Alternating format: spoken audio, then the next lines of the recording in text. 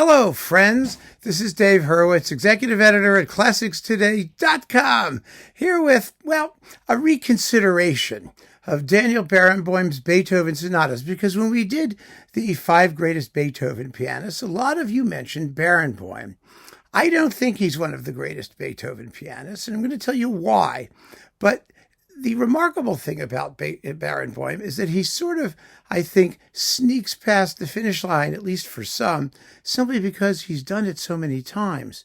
He's done 4 complete Beethoven sonata cycles, which is really more than anyone has any right to even think about, in my humble opinion. I mean, others did it too. Did more than one. Let's put it that way.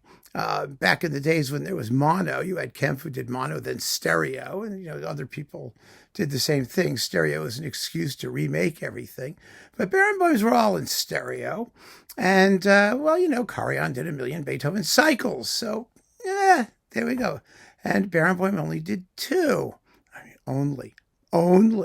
It used to be the, pinnacle of your life as a conductor was to do a Beethoven symphony cycle. Just 1, if you got that far. But now, they just churn them out by the bucket load. So here we have Barenboim's first Beethoven sonata cycle.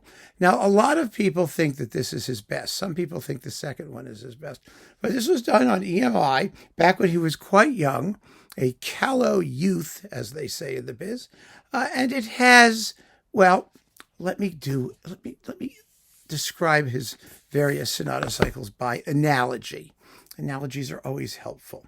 And the analogy in this case is to cookware, because I collect cookware. So let's take a look at this.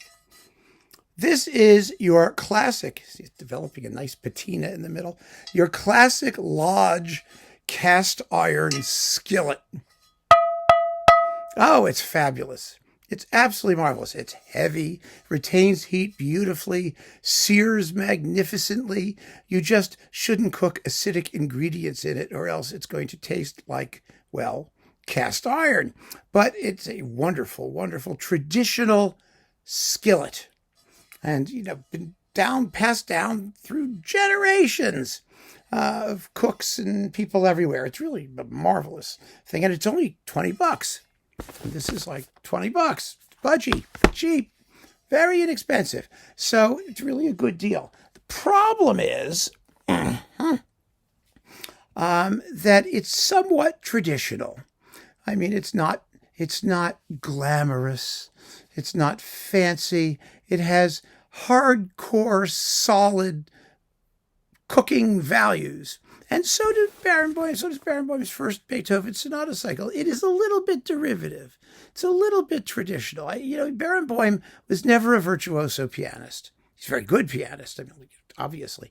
But he's not a flaming virtuoso. He was always like Schnabel or like Furtwängler. Those were his models. He positioned himself squarely in that German tradition of pianists who were not flashy, but who supposedly, if you believe them, if you drink the Kool-Aid, chose, as Schnabel said, music that's greater than it can be performed. And you get a sense of that here. They're not all fabulous performances, but they're very good performances, and they have a youthful fire to them. And, if he's a little bit, imitative, shall we say, of his forebearers, this is the classic, traditional, basic skillet. And so his first Beethoven cycle is the basic skillet, without a doubt. It's also coupled, by the way, with his second Beethoven concerto cycle, where he plays and conducts, he plays the piano, obviously, and conducts simultaneously the Berlin Philharmonic. It's probably his best concerto cycle. The one with Klemper is a little weird, but it does have Klemper, so, But it would have benefited to have a conductor as well. It really was. Usually it works that way. But, he's a polymath, and he thinks he can do everything. And so there you go. Now, that's number 1. Number 2. So number 2 Beethoven cycle, he did for Deutsche Grammophon a few years back, a few decades back. And it's quite similar to the first, but a little more refined. And so what do we have?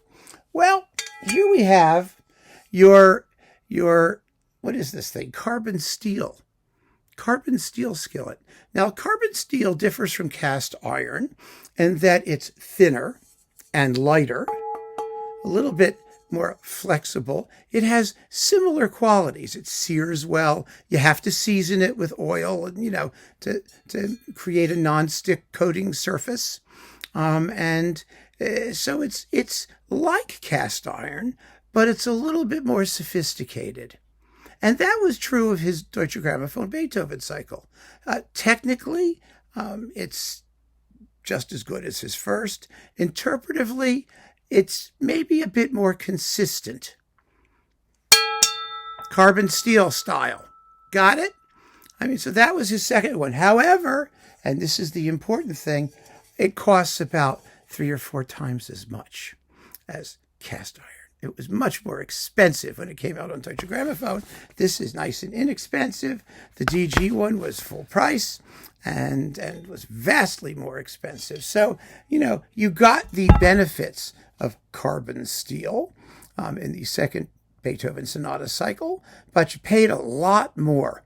And given the fact that you may have already owned the traditional model here, you could be forgiven for wondering why you needed to bother with the second one, because in terms of interpretive insight, there wasn't much of a difference. I think most of the differences were simply in consistency and technical finish. But there you go. So, second Beethoven cycle. Now, the third Beethoven cycle was a live thing that came out on Decca.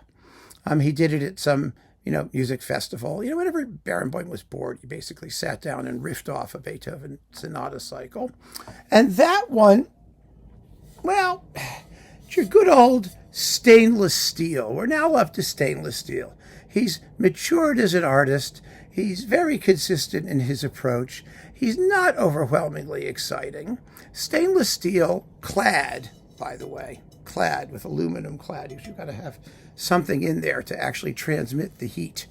Stainless steel is, your modern, generic, basically really good cooking thing. It's not nonstick. And that was also true of his third sonata cycle. The third sonata cycle is possibly the most consistent of all of them, because he did them all in a short period of time. So that's really good. But it has not the character of his first or the extra degree of polish of his second.